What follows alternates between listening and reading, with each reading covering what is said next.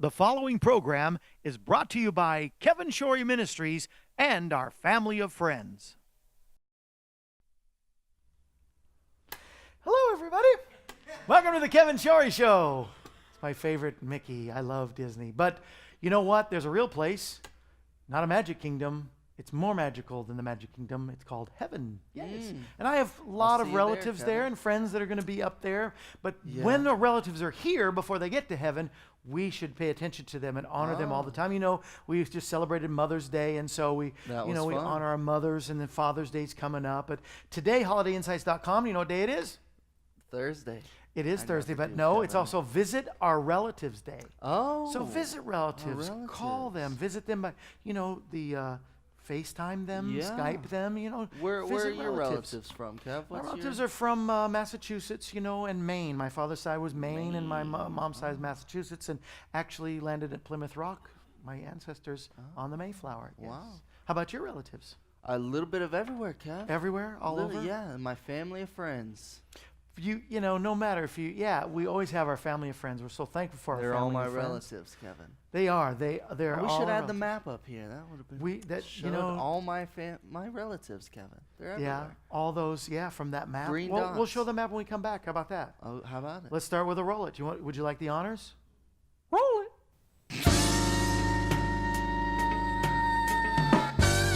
It's the Kevin Shorey Show. Taped before a live studio audience in the Branson Mill in Branson, Missouri. Today, Kevin's special guest, T-Beau West. Special music by Little E.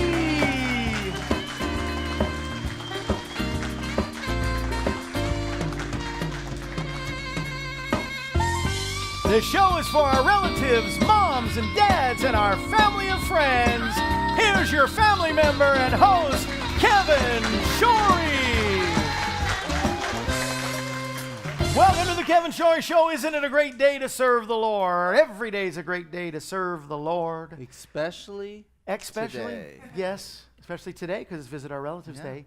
We're visiting you by way of the airwaves. And look at all of our family. We haven't done this in a while. Family of friends are in orange. That's our monthly partners. That they get a gift. This month's gift is the, there, I'll put it right in front of the map, is the worship CD of Jordan Kyle Band and the devotional for women.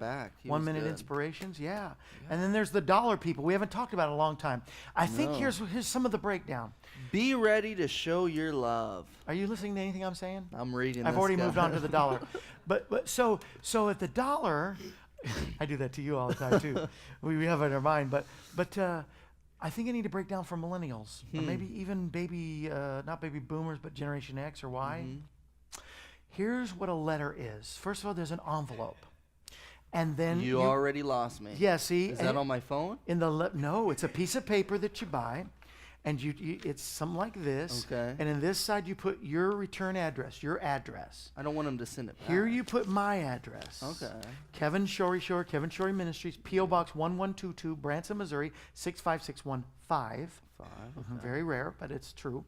P.O. Box 1122, Branson, Missouri, 65615. Okay. Then you put a stamp. This is a thing that we used to have to lick and get the envelope wet. We don't anymore. It's now self-adhesive. Kev, you're just making up stuff. I'm telling the truth. Right, people? Yes. And so it's 49 cents, and you put that up there. You have to pay for So this will cost you $1.49, but after you do that with the envelope, you don't even have to lick the envelope. We used to have to lick the stamps and lick the envelope. Ugh. Now everything, you pull a little thing and you seal it. But before you seal it, put in a dollar bill, but make sure your return address, your city and state are there so that we know where you live. To put it. We want to know where everybody is. And we have hundreds, if not thousands, every day just on Facebook Live.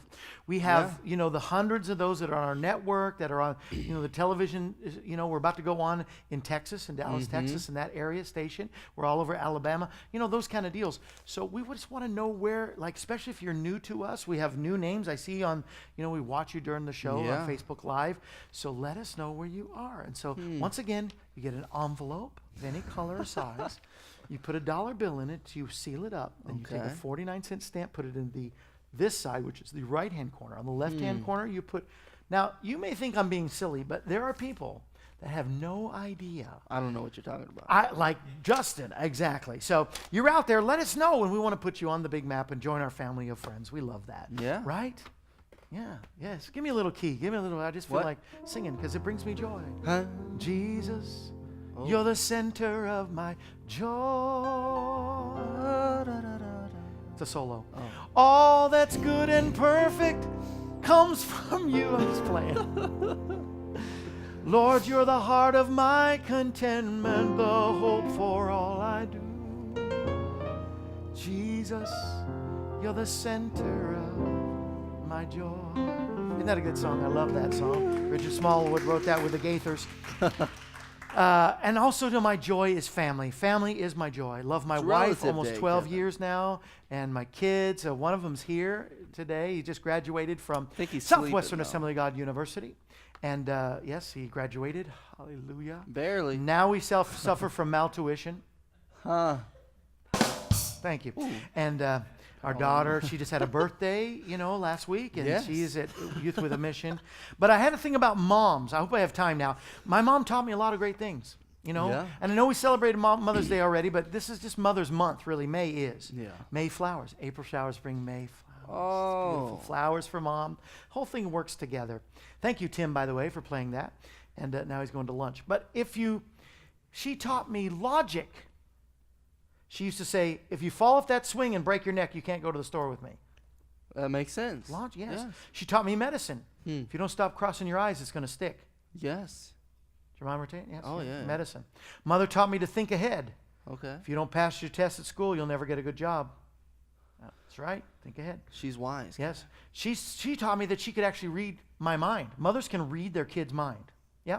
Put your sweater on. Don't you think I know when you get cold? Oh. Yeah. See. Mother taught me to meet a challenge. What are you thinking? Answer me when I talk to you. Don't talk back to me. Answer me when I talk to you. Don't talk back to me. She taught me how to meet a challenge. She's wise. Yes. She taught me humor. When that lawnmower cuts off your toes, don't come running to me. Yeah, she taught me humor. Yeah. Nobody else is laughing, but I thought that was funny. Yeah. My mother taught me how to become an adult. If you don't eat your vegetables, you won't grow up. Mm-hmm. Mother taught me about genetics. You're just like your father. Yo. She taught me about my roots. Do you think you were born in a barn? Shut the door. Yeah, I've shut the door, but my roots were in the barn, I guess. She taught me about wisdom, the wisdom of age. When you get to be my age, you'll understand. She used to say that all the time. Yeah. She's so right. She taught me anticipation. Just wait till your father gets home. Oh, yeah. She taught me about receiving. You're going to get it when we get home. Yeah, I knew that. And the number one thing she taught me was justice. One day you're going to have kids, and they're going to turn out just like you. Just wait and see. Yeah, exactly. So tribute to moms. Thank you for teaching me so much. Everybody give a nice hand to moms. Word of God in Colossians 1:11 says he will give us strength. I was looking for the word strength and power in the concordance, and I found one verse that has it all. Give you strength with all might. All means everything, all. He's going to give you all might with his strength according to his glorious power. How many know the God of the universe who created everything has all the power that we need to make it? So with that in mind, just by coincidence, I don't think so, Little Lee is here, and his song starts out with about strength and power. Receive his strength and power today. It's available to you, and I know one way you'll receive it is through the great singing and the talents of Little Lee.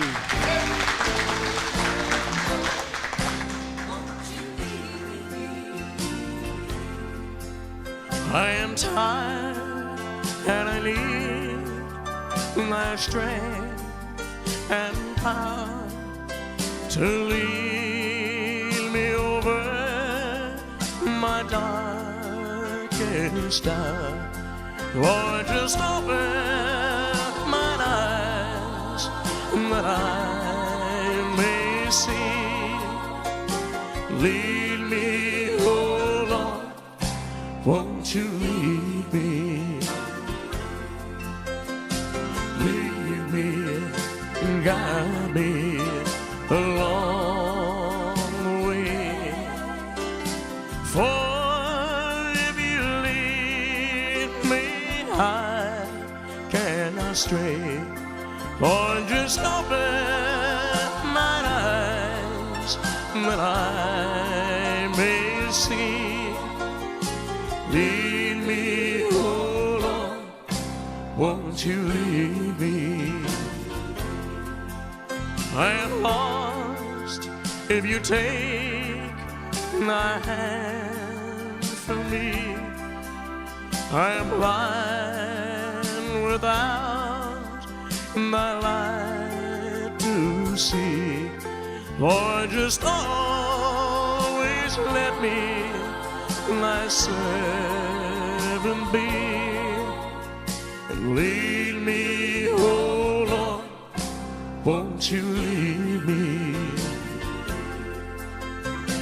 Lead me, guide me along the way. For if you lead me, I cannot stray. Lord, just open my eyes that I may see. Lead me, oh Lord, won't you lead me? Lead me, oh Lord, won't you lead me?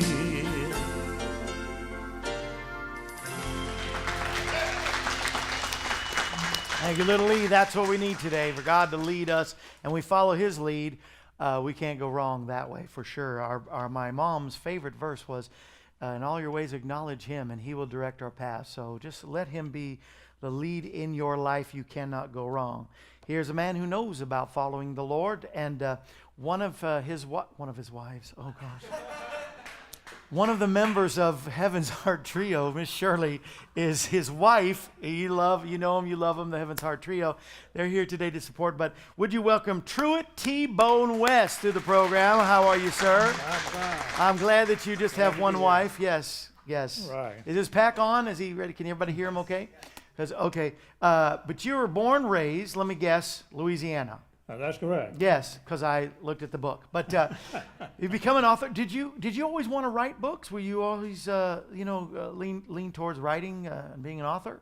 Oh, well, yes, I have had that ambition since way back when. I did a lot of writing as a practicing attorney, and I thought, well, if I did this much writing, I could write several books, when I was writing briefs. These are awesome. These are amazing stories that are based in truth. Like this, your first one was called Louisiana Trouble. That's correct. And this was a trouble between races, even. A very bizarre racial incident, one that occurred right in the parish where I was raised. People didn't talk about it while I was growing up because it was something that both races could be very ashamed. Yeah. And they had agreed with one another that they would just act like it never happened. Of course, the undercurrent was there. Yeah. And I began to understand some things after I became an adult based upon that had occurred quite a few years. But a crime before I had was been born. committed, and it was just on both sides, just became a Absolutely. battle, correct? Yeah. And that's all in this book called Louisiana Trouble. And I like the subtitle, Peace Between the Races. I went back to school in middle years again at night. I went to law school at night.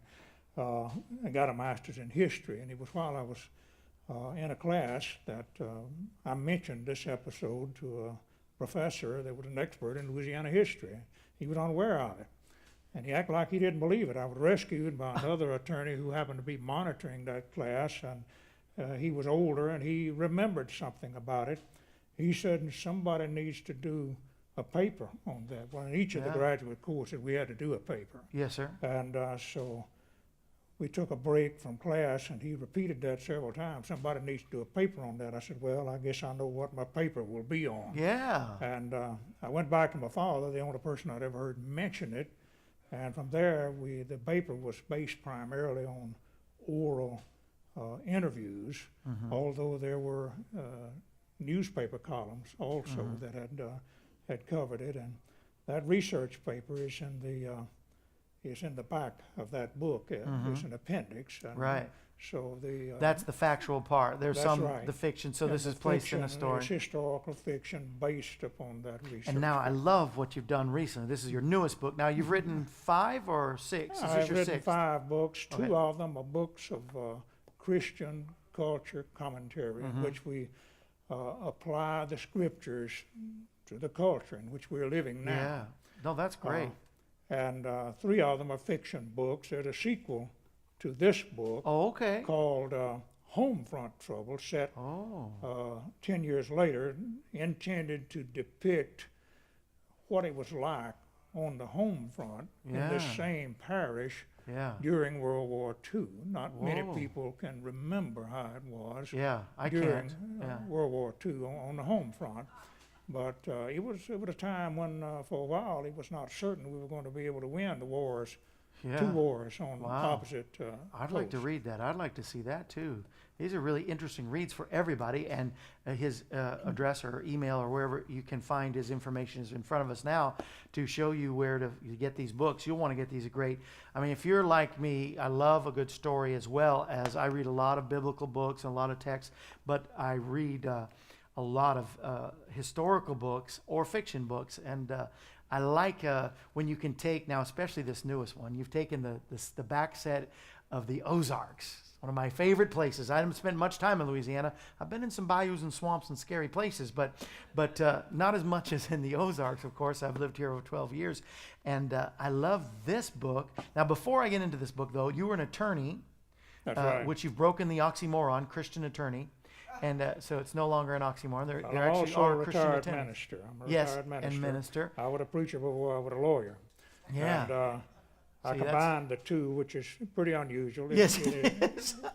You occasion some difficulty. You file Yes. suit against somebody on Wednesday, you may be In church with speaking them from on the Sunday. pulpit to their brother-in-law come Sunday, you know. That must have been difficult. Did that ever happen? That never actually Okay, happened. yeah. but I it's was come like, pretty wow, close. It's come that would pretty be a close. little awkward to say the least. Yes. But tell us about your new offering here. At the age of 12, it's a character by the name of Rick Weber or Weber. Weber. Yeah, Ozark Mountain boys grow up fast. Well, I bet they do, especially in 1891. Oh, I'm so intrigued. I want to look at this. I want to read this tonight. I get a night off tonight. I've been in a revival, and so tonight is my first night. I can't wait. I get excited. But I love books. I don't know if you're giving this to me, but I'm taking it. Taking it home. Anyway, if you don't want it now, it's been on my belly. Independence in the Ozarks. The word independence comes from the fact that he lost his parents when he was orphaned when he was 12 years old. Yeah. And before his death, his daddy told him not to compromise his independence. He told him how he could compromise it and told him not to do it. So he made it a special point to do what his daddy had told him, and he grew up living alone from then. And this book is set when he's 19 years old. Okay. And a combination of circumstances causes him to lose his independence. Whoa. And Is this inspirational as well? Is there some moments where you can really all glean 3 of the some books courage? I've written involve Christians leading characters who are Christians, it. who go to church, they believe the Bible, and they love gospel music. There you go. Well, it's sold. What a deal right there. Nobody will know. They know the extra big, I sneak stuff into the theater. Oh, I shouldn't say that, do I? I'll repent later. But let's just say I can sneak stuff because people expect me to have a larger area here. But I got to ask you one question before we go Okay, anywhere. You all get these books, but I've got to ask, because your name is Truett West, That's right. where did T-Beau come from? It's a family thing. I have a Yeah. son whose name is Jason. We call him J-Bo. Oh, okay. I have 7 grandsons. 2 of them are D-Bo and B-Bo, their nicknames. If I was in your family, I'd be K-Bo. Absolutely. That's cool. Because Bo means love or sweetheart or, one you love, right? So that's, you're It's, using it's that. sort of a Louisiana thing. It fits in Oh, Louisiana. Okay. The Bo is not like Tim Tebow. It's No, that's T B-O. and then B-E-A-U. Yeah, yeah. Well, if it was real Cajun, it would be E-A-U-X, wouldn't it? Then Well, do- you could add that X Bo? on there. That's right. Or bro. Yeah, if your name is not, what's a good Cajun name? What is the one that's always, is it Bo, not? Yeah, Boudreaux. Yeah, Boudreaux. Do you know any Boudreaux? Well, I have met Boudreaux.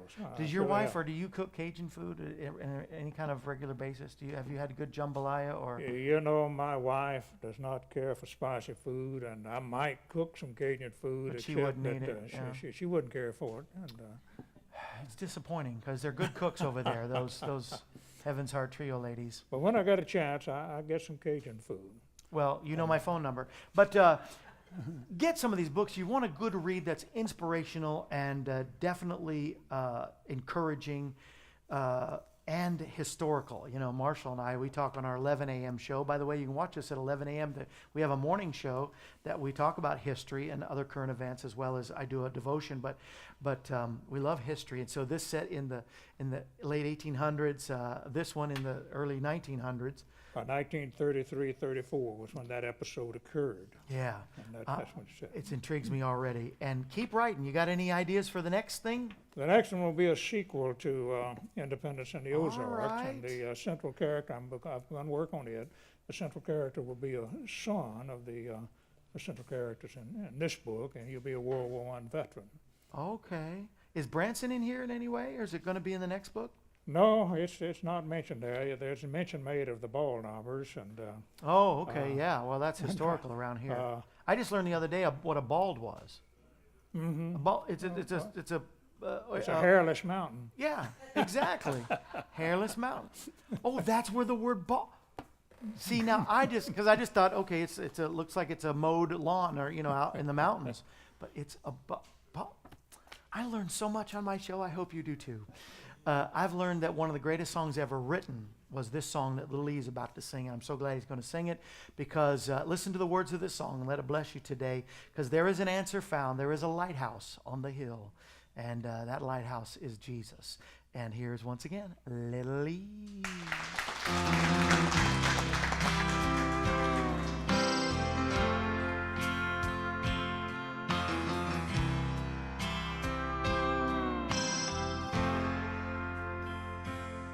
There's a lighthouse on a hillside, and it overlooks life's sea. When I'm tossed, you know it sends out a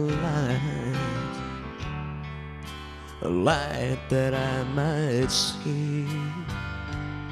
And the light that shines in darkness now will safely lead me over.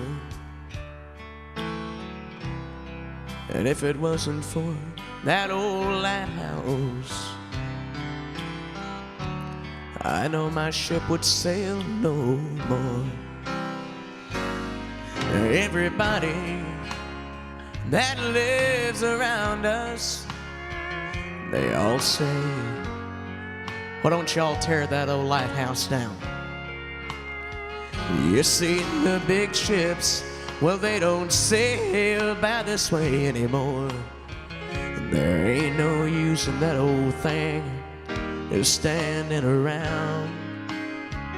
But then my mind goes back to that stormy night when just in time I saw the light, yes, the light from that old lighthouse. It still stands on that hill, and I thank God for the lighthouse. I owe my life to Him, for Jesus is the lighthouse, and from the rocks of sin He has shone a light around me, that I might clearly see that if it wasn't for the lighthouse, where would this ship be? And I thank God for the lighthouse. Oh, I owe my life to Him, for Jesus is the lighthouse, and from the rocks of sin He has shone a light around me, that I might clearly see that if it wasn't for the lighthouse, where would this ship be? And if it wasn't for the lighthouse, where would this ship be?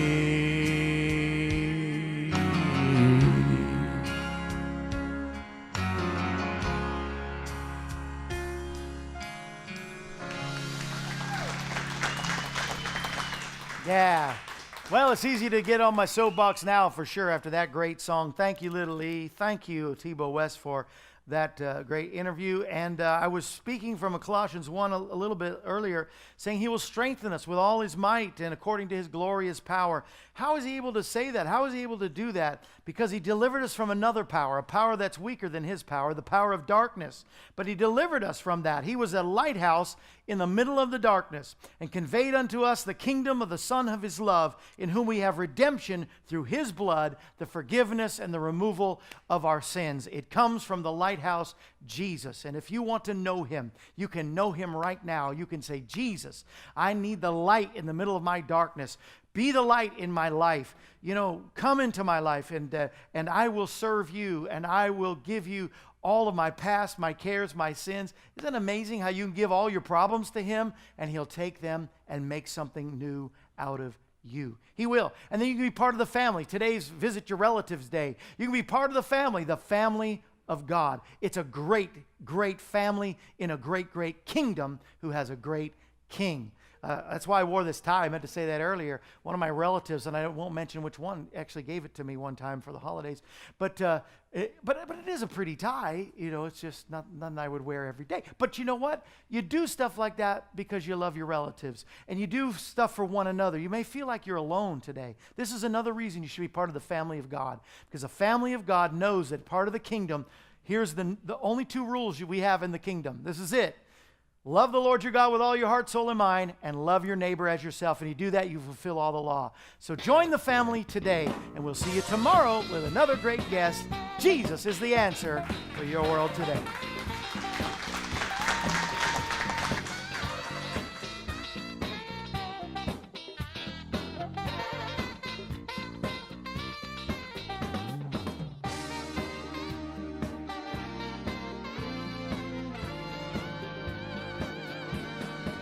Promotional consideration provided by Meyer Hotels.